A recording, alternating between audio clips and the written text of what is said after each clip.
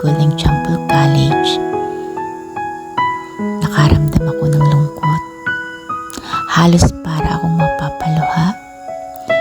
Sa pagdadala namin ni Pipi Luke, business plan book na pinagtulungan ng aming grupo, ito na yung last na papasok kami sa school dahil ako at ang bibili ko ay gagraduate na. Sa pag-aaral ko ng BSN Trep bilang isang estudyanteng nanay na nabigyan ng pagkakataong makabalik sa paaralan, sobrang dami kong natutunan. Mamimiss namin ang aming mga propesor. Sila yung naging pangalawa naming magulang. Kahit ang ibang guro mas bata sa amin. Yung isa sa pinakamagandang activity namin di ko malilimutan. Tumatak talaga ito sa puso't ko't isip. Ako yung nag-iisang porcher dito. Mas nadagdagan ang tiwala ko sa akin. Salamat, Sir Jan.